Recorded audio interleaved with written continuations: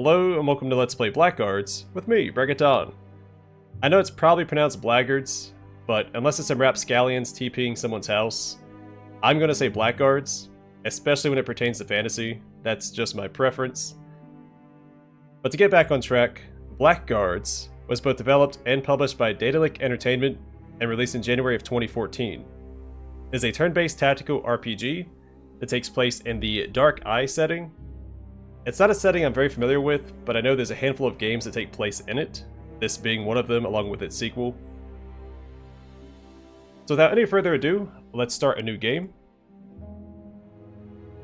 Select a mode for character generation, basic mode or expert mode. Attention!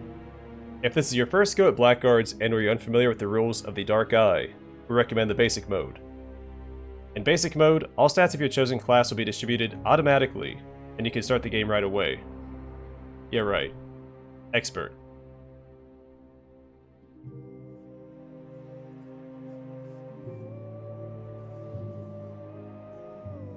I've got some aesthetic choices. Probably that guy.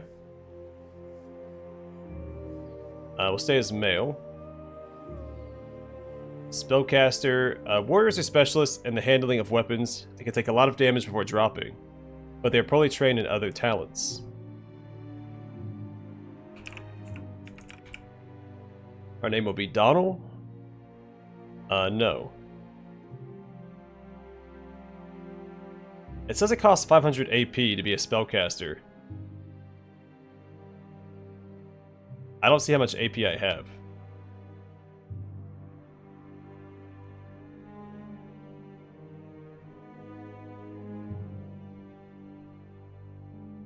Just swaps between two classes.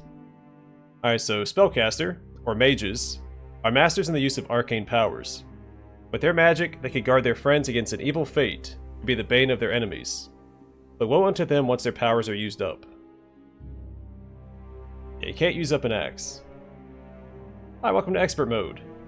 Here you can customize the stats of your character and pick your starting gear. When you're satisfied with your choice of appearance and gender, click OK to proceed to stat distribution. So I wonder if you can still choose your class in basic mode. Adventure points. Spend your adventure points on attributes, skills, or spells. Attributes can be increased to 14, skills and spells up to a value of 8. Attention! When starting the game, any adventure points left unspent will be lost. That's what AP stands for. Cool. Well, let's read all these. Courage. Bravery and determination in critical situations. Strong willpower and resistance to magic. Courage affects initiative, the base attack value, magic resistance, and astral energy, which is blocked off because we're not a spellcaster. So astral energy, we'll read that since we don't have it. Determines a hero's magic power. Every spell uses a specific number of astral points. Astral points can be regenerated through astral potions and sleep. Cleverness. Includes intelligence and logical thinking, knowledge learned, and a good memory. High cleverness increases magic resistance. It is used for lore talents and for a large number of spells. Intuition. The ability to make correct decisions quickly and without long consideration. Empathy and good sensory perception. Influences base parry and range combat values, dodging, astral energy, and initiative. Charisma. Eloquence, leadership qualities, and vibrancy, as well as magical aura. Charisma increases astral energy and brings advantages in dialogues. Dexterity. Describes hand-eye coordination. Influences the base range combat value and tests on traps and treating wounds. Agility. Includes physical mobility, body awareness, quick reactions, and reflexes. Important for all base melee values and initiative. Agility also affects how many fields a character can move per turn. Constitution. Measure of physical toughness and resistance. Constitution is the basis of a high vitality. A higher constitution value also decreases the probability of suffering a wound in combat. Strength. A hero's muscle power. It affects the vitality and all base combat values. In addition, it can increase damage done by the hero. The strength values of all the heroes added together are equal to the total carrying capacity of the group in great pounds, kilograms. Vitality. A hero's health. If vitality is reduced to 0, the hero will go down. Unless healed by healing skills, healing potions, or magic within 3 turns, the hero is then incapacitated. If all the heroes are incapacitated, the combat is lost. Vitality can be regenerated through a healer, spells, and sleeping. Resistance to magic. Determines mental resistance against magic.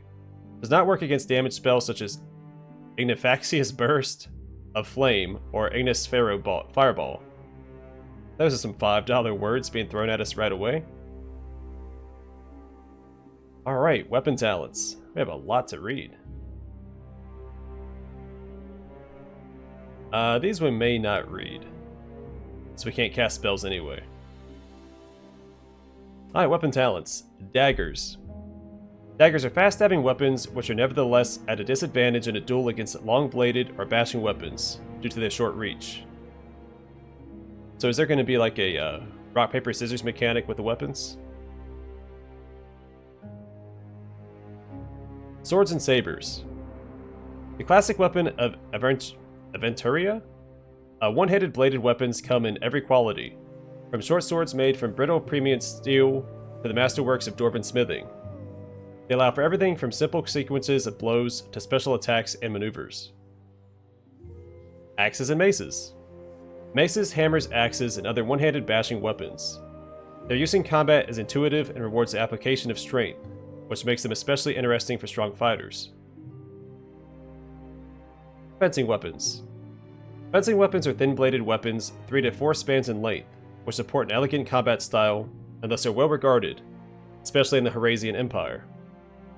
The perfect weapons for traditional duels. However, they are less useful in dirty life and death melees. Bows. Classic hunting and ranged weapon. Good archers can cause heavy damage even from great distances, thus putting enemies under pressure or keeping them moving. There is a variety of ammunition types, such as hunting arrows, chainbreaker arrows, or flaming arrows. Crossbows. Crossbows are tension weapons with a more or less fine-tuned mechanism. A string is drawn, either by hand or with a crank and then used to fire a bolt. Even heavily armored fighters can shoot them accurately. Throwing weapons. Throwing weapons include throwing knives, javelins, and throwing orbs filled with oil. They can be used before the start of a melee to gain a possibly crucial advantage. Staves. Staves are the status symbol of trained magicians, and carrying a staff is prescribed by the Codex Albiricus. The length can vary greatly, from one span to the shoulder height of a grown man. Spears. Spears are especially popular with hunters. They can be used to keep enemies at a distance, both in attack and parry. Spears have a reach of 2 fields.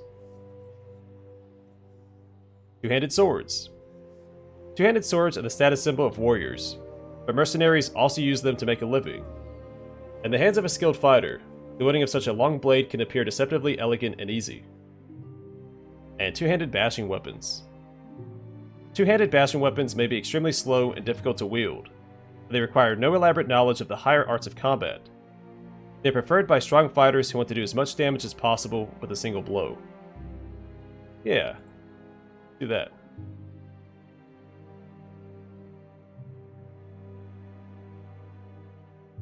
Talents. Body control. Let's go back to base values here.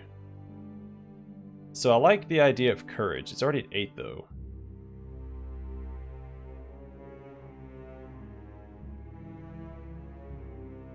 Where a lot of my points are going to go, isn't it?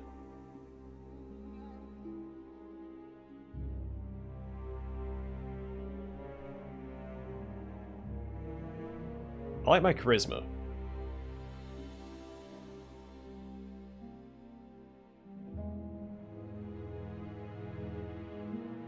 Alright, so body control. I think I'll just read the first level here, and then if I ever take a second level, I'll just read the ones that I take going forward. So body control. Attributes: courage, intuition, and agility. A small chance to resist knockdowns and negative environmental effects. Willpower. Small chance to ignore wound modifiers and to reduce the duration of level 1 enchantments by 50%.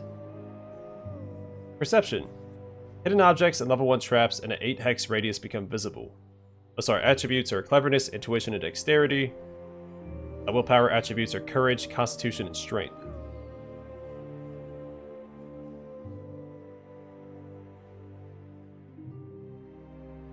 Alright, traps. Attributes cleverness, dexterity, and strength. So active, level 1 traps can be disarmed, and passive, level 1 traps can be set. Streetwise.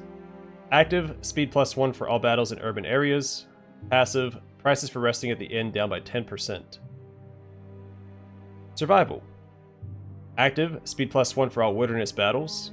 And passive, prices for provisions are down by 10%. Animal lore. Vitality and astral points of level 1 beasts are displayed, as well as their hit chance.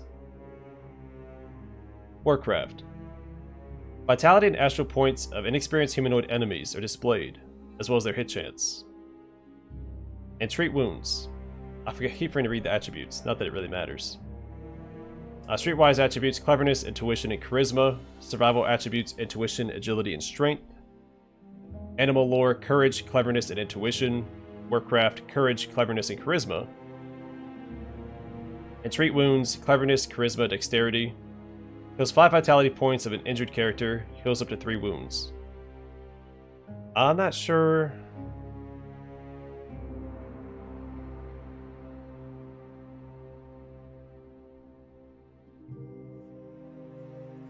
We'll grab these as a start. These I might read once I get a spellcaster companion. I know you get up to 5 companions.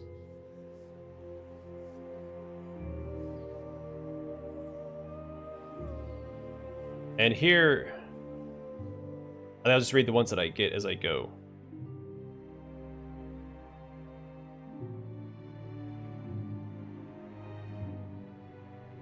I can use shield fighting, but I'm going to go two-handed bashing weapons, so I don't want or need that.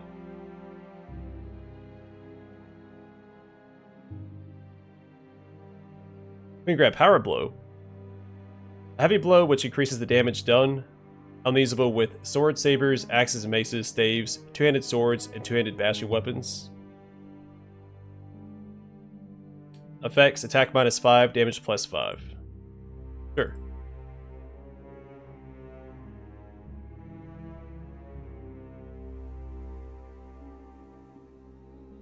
This seems pretty good too. Armor use 1. The hero is accustomed to wearing heavy armor, and will no longer be as heavily encumbered by armor.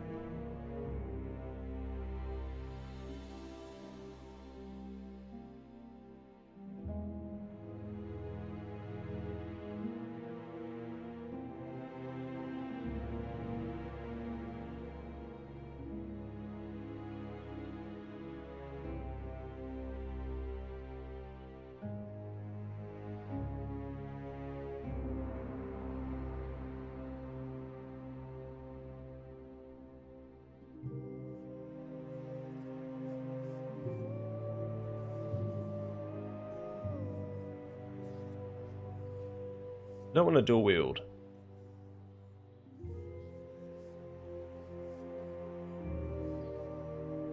I mean, this would be useful.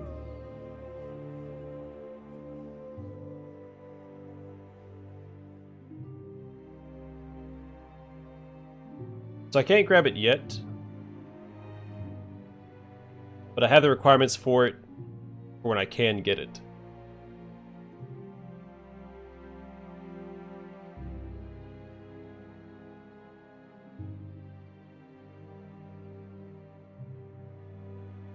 It looks like for these, I'll need courage, constitution, and more strength. So the game just minimized for some reason.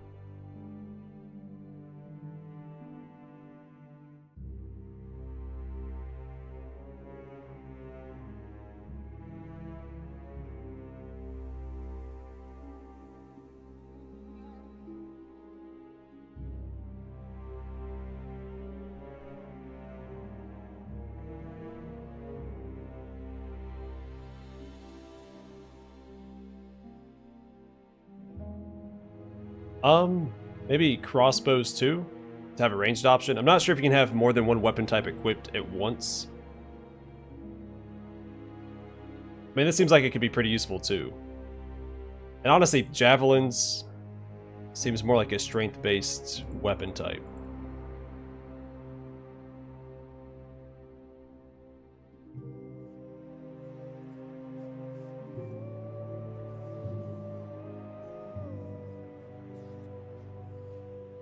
Alright, so Tier 2 of Warcraft. Vitality, astral points, and speed of experienced humanoid enemies are displayed, as well as their hit chance. Parry dodge of humanoid enemies -2.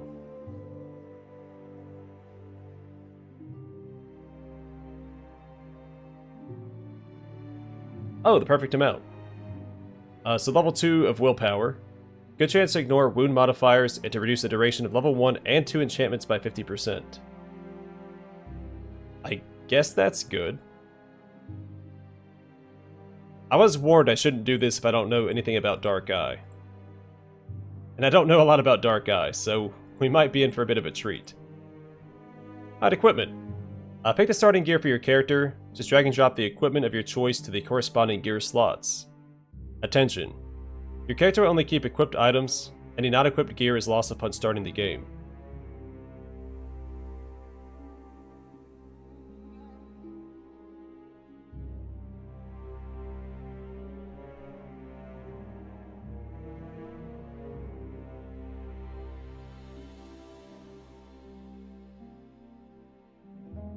A halberd's pretty cool.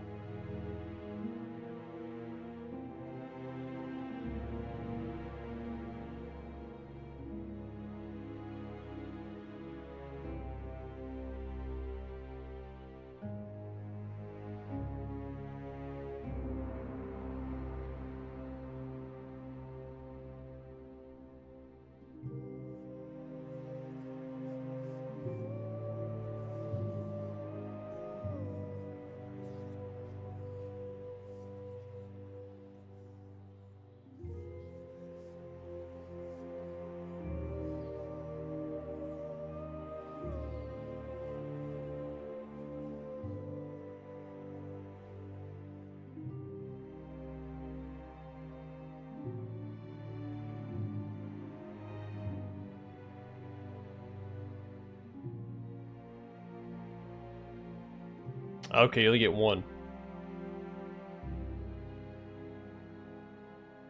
Sure.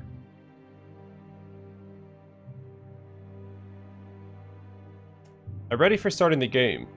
Attention. When starting the game, any unspent adventure points will be lost, as well as any unequipped items. Can I equip?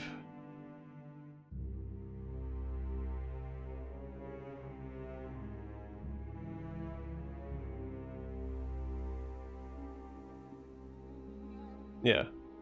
I mean, why not carry as much stuff as I can?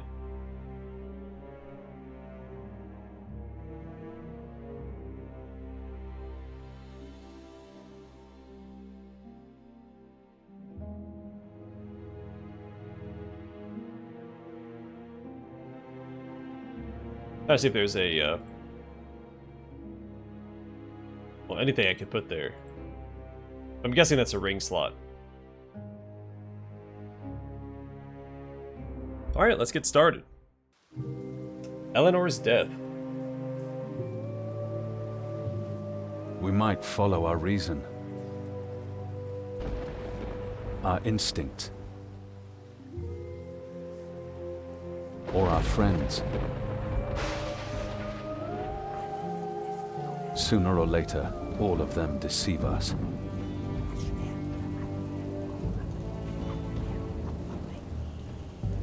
Trust no one, they say. Especially not yourself.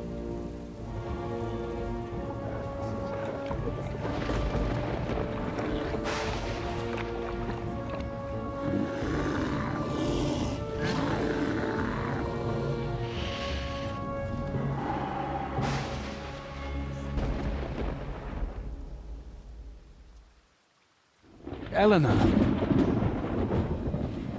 Just go. Don't hesitate. Face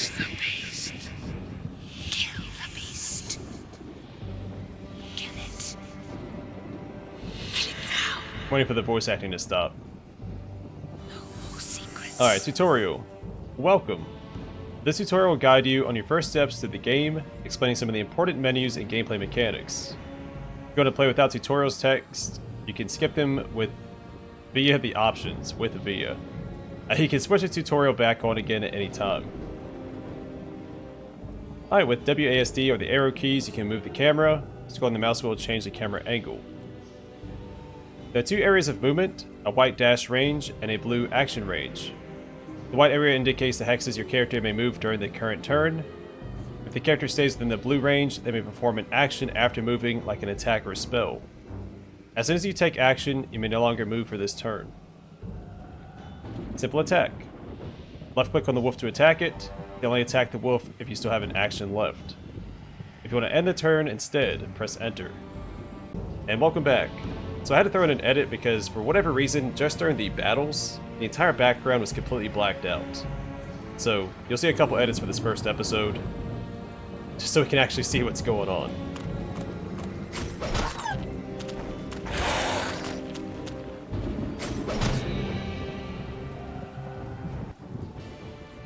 Princess. No secrets. Eleanor. What's going on? What's happening to me? There's somebody back there! It's all right. Everything's all right.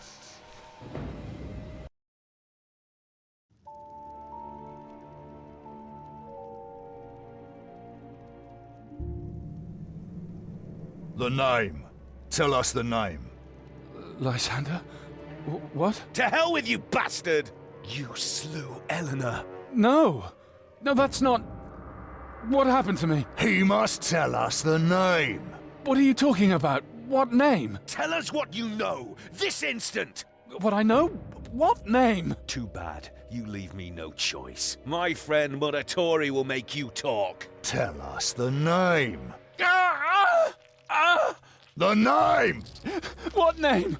I don't know any name!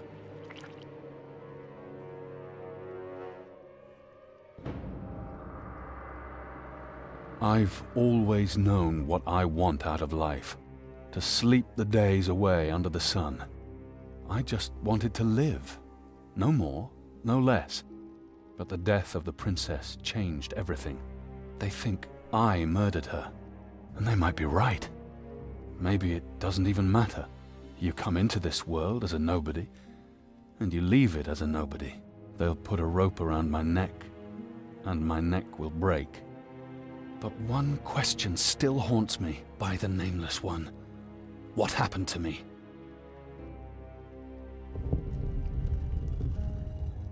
I don't know why you're here, but I have a feeling you shouldn't stay. How did you manage to free yourself? You biggins don't know how to lock up an Angra show. We have company. Hey! Hey! The ring menu. The ring menu shows you special moves, spells, abilities, and all of an active character's tactical options. You can open and close the ring menu by right-clicking. Initiative. The initiative bar shows the order in which characters, friend or foe, take turns. The marker on the initiative bar indicates when the current turn ends. The higher a character's initiative score, the higher are the chances they'll go first. And welcome back again. Let's stop right here, so he has to come to us.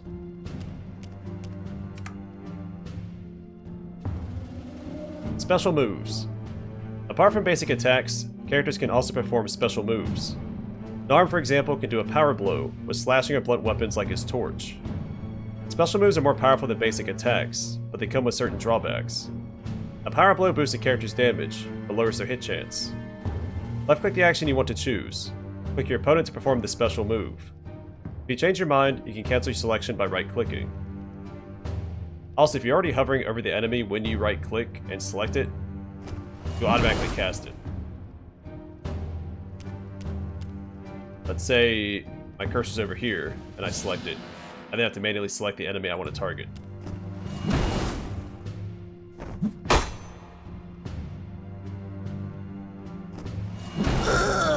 This one will be grateful that he doesn't have too much to carry on his way to the realm of the dead. Here are the keys.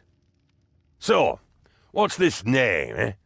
The name that Four Eyes was asking you about. You mean Lysander? I call him Four Eyes. Maybe you should just tell him what you know. What's your name? What's your name? I am Norim. Just Norim? No son of... Just Norim. Why are you here? So why are you here? I was trying to protect your country from the dragon. Fight fire with fire. Oh, so I thought. What dragon? The dragon. The golden one. He whose deceitfulness is going to devour us all. Because we've become blind to the eternal fight. Ah. Let me tell you a secret. Friends, hello. I love secrets, but I would be eternally grateful if you could free me as well.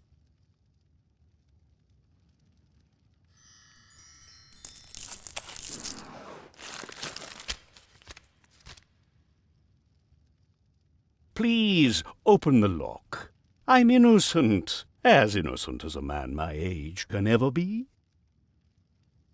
Why are you locked up? Why are you locked up then? If only I knew. I'm a mage, from Alantha no less. Obviously, reason enough to brand me a spy and throw me into the dungeon. The name's Zurbaran, from the House of Florios. Al-Anfans can't be trusted. The dragon sent him, I tell you. What brought you here? What brings an Alanthan to the country of his enemies? The weather, the landscape, the women.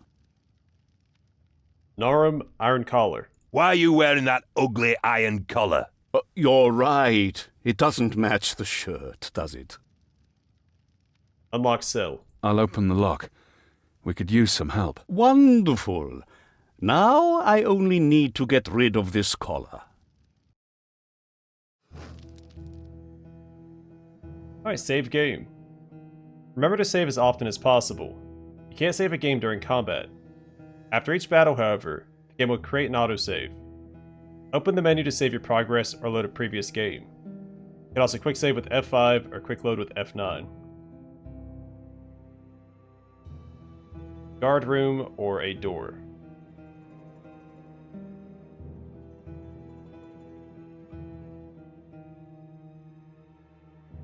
Alright, real quick. Make our first save there.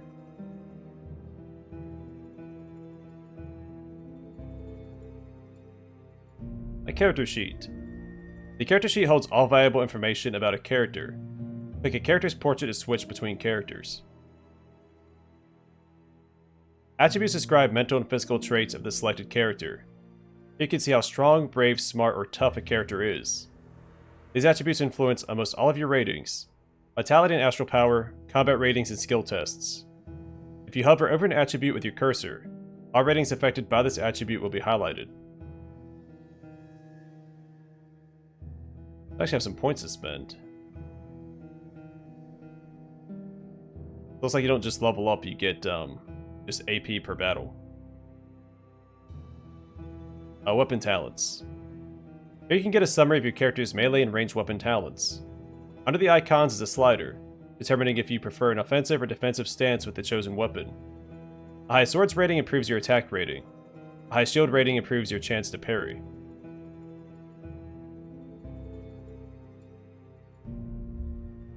Oh, I see. I was wondering what that was, if I had to put points into that or not. Looks like you just jump between the two. Let's have him focus more on defense.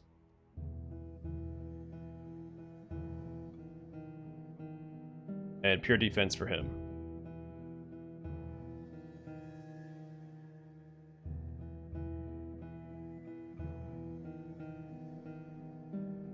Alright, so Narum here has good constitution, strength, courage, intuition.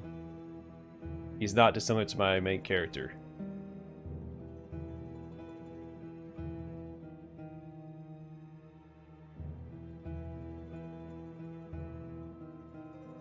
Alright, talents.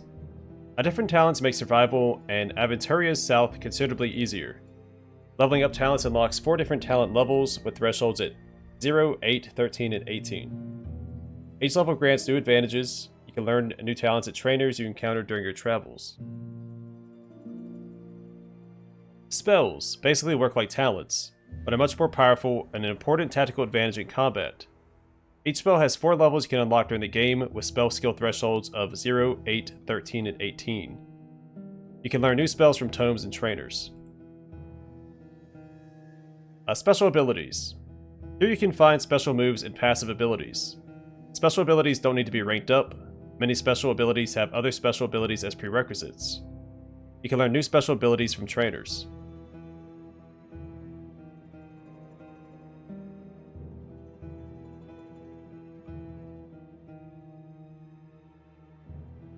So he has willpower, perception.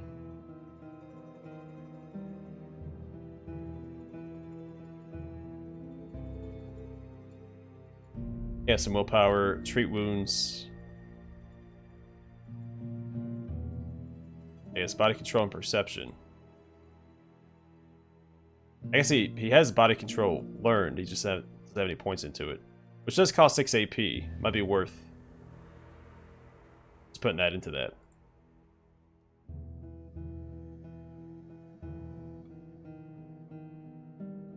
Alright, inventory. Weapons. By clicking a weapon, you can see its stats in the description window. A talent. Displays the weapon talent connected to the weapon. Level up a corresponding talent to master a weapon. Damage. Displays a weapon's damage range. The exact damage is subject to a dice roll upon hit. Attack parry rating. The character's combat ratings with his weapon. Initiative. Displays how fast the character can react with this weapon equipped. A high initiative score is important to go first in combat. Special moves. Shows what special moves are available when using this weapon. And effects. Shows all special modifiers granted by this weapon. Armor. Armor has a stats window as well. Body part. Determines which part of the body is protected by this piece of armor. Metallic. This indicates if an armor is made of metal. Metal armor impairs the use of magic, prevents caster from regenerating properly. Resistances. Displays the protection rating against damage from different sources. Armor rating. Provides damage reduction, reducing damage already mitigated by resistances by its displayed rating. Encumbrance. This modifier is applied to attack, parry, and dodge ratings. Armor sets. Equipping a character with a complete set, e.g. complete leather armor, provides a bonus on armor rating. Effects. Shows all special modifiers granted by this armor. Weapon sets. You cannot equip your characters mid-combat. You can equip them with up to 3 weapon sets they can freely switch between during battles. Drag and drop weapons to corresponding weapon set slots from the party inventory. You can also put them back into the inventory at will. You can use one-handed weapons with a shield, or dual wield with another one-handed weapon. If you equip ranged weapons, don't forget to put some ammunition into the weapon set slots as well.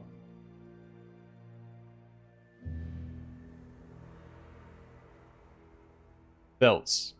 You can also equip useful things like healing potions, throwing weapons, or traps. Drag and drop a belt from your inventory and equip a character with it. Now you can drop items into the belt slots. Not every item can be equipped. You can access your belt at any time via the ring menu. Using a belt item uses up 1 action. Load and encumbrance. You can hoard as many items as you like, but as soon as their weight exceeds your party's load, it will negatively affect their combat performance. Level up your character's strength to increase weight capacity. Use the discard button to remove items from your inventory. Of course, you can also just sell them to a merchant for profit.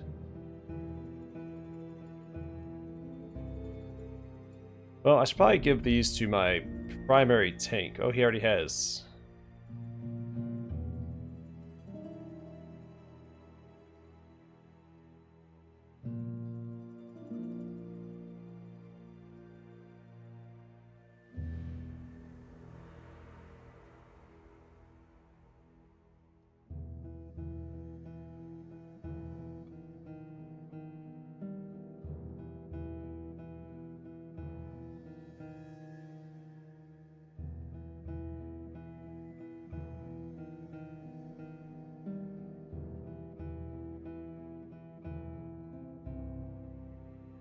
quest log. I don't normally read quest logs.